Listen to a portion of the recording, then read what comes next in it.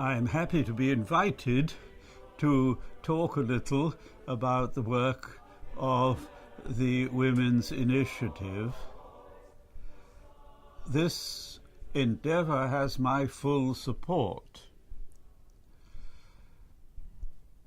We need to look at the whole question of the place of women in the church and in human life from a number of different points of view.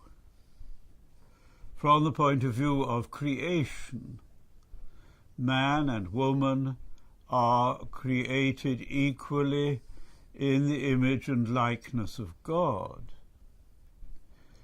Looking at the sacraments of the church, male children and female children are baptized in the same way.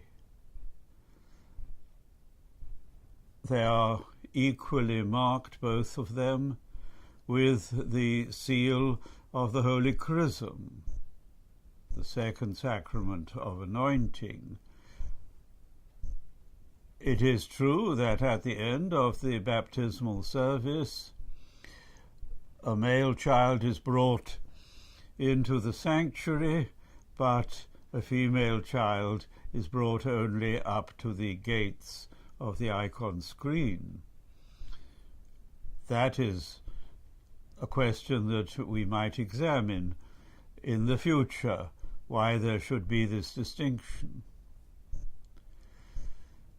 And there is, as we all know, a further distinction in the realm of the sacraments. Women are not ordained to the priesthood, but only men.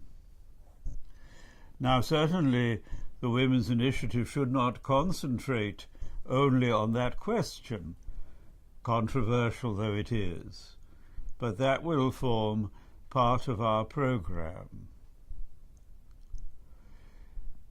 And we need to ask in positive terms, not what is it that women cannot do, but wherein do the gifts of women especially lie?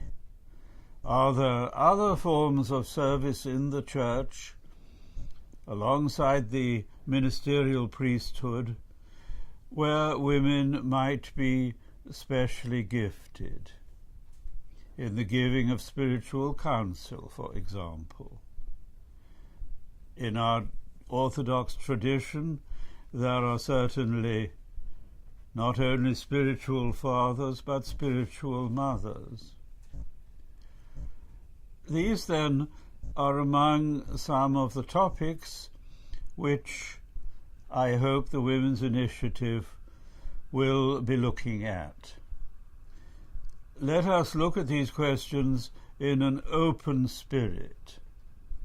Let us not allow ourselves to become overexcited or controversial. Let us be willing to listen to one another. It is my conviction that within the Orthodox tradition there is potentially a very rich theology of the ministry of women within the church. But it has not been sufficiently developed until now. There is plenty of further exploration that needs to be done. And let us then, without fear and without aggressiveness, look at the many questions that as yet are not entirely clear. We all know, yes, that the Orthodox Church does not ordain women to the priesthood, though we know that within the early church women were made deaconesses, and there are many, myself included, who would like to see the order of deaconesses revived, perhaps in a new form. But we should not be content merely to point out what is the facts, but we should ask what are the reasons. Why is it that women are not ordained to the priesthood? This is something that is not entirely clear. And I hope that the Women's Initiative, through open discussion, will help us to understand this and other questions more clearly.